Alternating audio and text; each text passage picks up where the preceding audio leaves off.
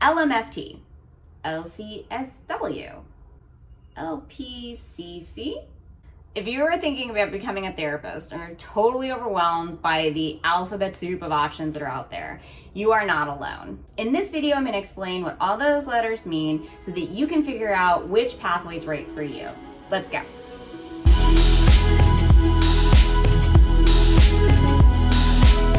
My name is Carrie Wita, and I'm the application coach at MFTCalifornia.com. And for this series of videos, I've teamed up with the folks over at Sentio Institute to answer some of the most popular questions I get about applying to graduate school. One of the biggest ones I get is, what kind of graduate program should I go to? And that always depends on what kind of therapist you want to be. Let's start by taking a look at the different kinds of careers that are available in mental health care. At the top of the food chain, you have your psychiatrists. Psychiatrists have gone to medical school and become doctors, and then go on to specialized training in mental health care. In most states, psychiatrists are the only mental health care providers that have what are called prescribing privileges. That is, they can prescribe medication for mental health issues. Psychiatrists can also perform talk therapy, so you could think of them like a therapist, but they're a very expensive therapist. Most psychiatrists stick to medication management and assessment. Next up, psychologists. Psychologists are also called doctors, but they did not go to medical school. Confusing, I know. Psychologists usually have to get what's called a doctorate degree. That is either a PhD, which is a doctor of philosophy, or a PsyD, which is a doctor of psychology. These programs are usually not as long as medical school, which can take like 15 years. They usually take about 5 to 7 years, and there's usually some sort of a research component in the degree program. Psychologists do typically do talk therapy. However, in many states, like psychiatrists, they can also do assessments. In an assessment, the psychologist will evaluate somebody, usually give them a battery of tests, and then give them like an official diagnosis. When it comes from a psychologist, this can be used for really official, more legal things, like getting extra time on standardized exams. Also, in some states, psychologists are able to prescribe medication. Not in the state of California, which is where I am. But if you want to become a therapist, and you don't really care about assessments, and you don't really care about prescribing medication either, you just really want to talk to people, you are probably most interested in what are called the master's level licenses. That means you only need a master's degree to get one of these licenses. And those three are marriage and family therapy, social work, and counseling. And this is where it can get very confusing. First of all, the most important thing for you to know is that all of these licenses are regulated at the state level. So the names of these licenses and how you become one is different state by state. In California, for example, the license for social workers is LCSW, the licensed clinical social worker. But other states use different letters, different names, and some of them have 2 licenses for social workers. It's a whole thing. So what's the difference between these 3 pathways to becoming a master's level therapist? Honestly, there's not a whole lot of difference between these 3 careers. In practice, they can pretty much do all the same things. They can all go into private practice, they can all go into community mental health, and they can all go into healthcare settings, like in a hospital or the VA. Some people will tell you that social workers get a lot more opportunities for those kind of jobs. There's just like a broader variety of things for social workers to do. But if you just want to go into private practice, you can do that with all 3 of those licenses. So why are there 3 different licenses to be a therapist? Good question.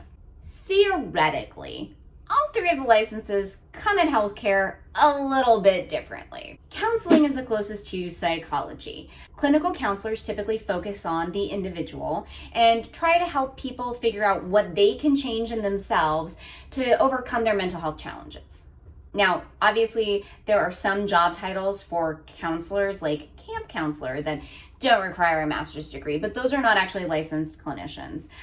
In a lot of states, the licensed counselor has a name like licensed professional clinical counselor. That's what it is in California. In California, LPCCs do need to do a little bit extra coursework and get some extra supervised experience above and beyond what the state requires for the LPCC license in order to see couples, families, and children. Marriage and family therapists, on the other hand, have already done the extra coursework and done the extra clinical experience to see couples, families, and children. MFTs also, theoretically, take what's called a systemic approach. What that means is that whereas a counselor or a psychologist focuses on what's wrong with an individual, a marriage and family therapist will take a look at the whole family or the relationships that surround somebody to help them overcome their mental health challenges.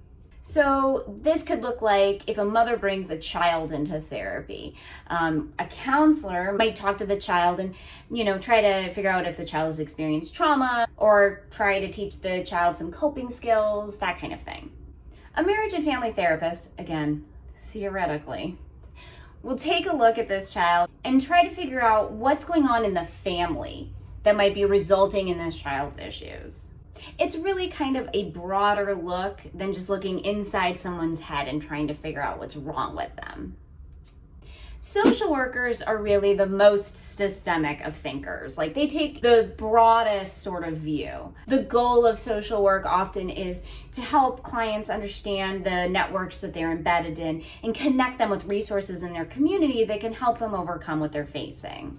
A key point here is that you will often see job listings for social workers that have nothing to do with therapy, and they don't require a master's degree either. A social worker job is often what's considered case management.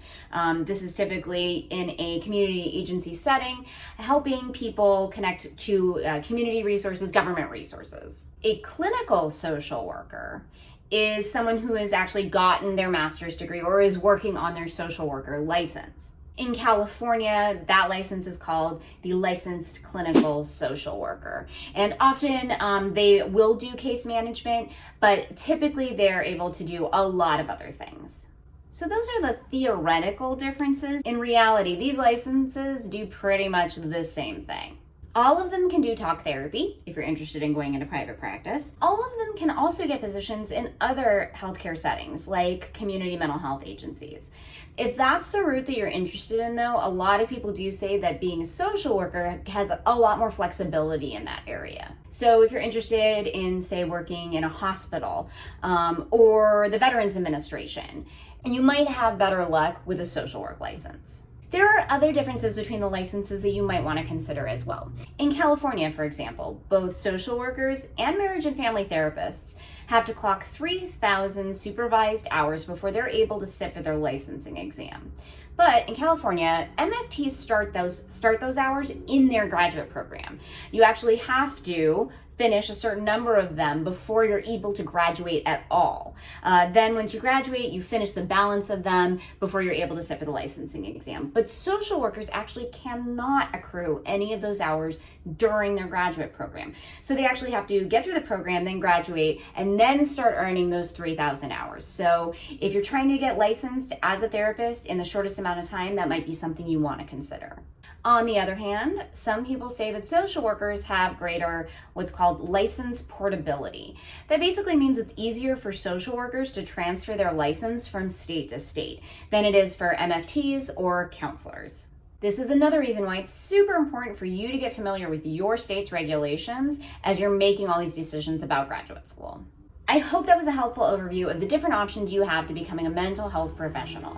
You can find more information about my own personal journey over on my blog at byhappenchance.com. And if you're interested in becoming an MFT in California, you can find more information about MFT programs at mftcalifornia.com. Links to both those are in the description below. If you have any questions about anything I've covered, please drop them in the comments below. Also, I'm going to be making a few more videos like this. So if there are questions that you would like me to address, please leave those in the comments. That's how I'm going to decide what is the next video I should make. Make sure you subscribe to this channel and turn on notifications so you know when the next video gets posted. I hope that was helpful, and thanks for watching. See you next time.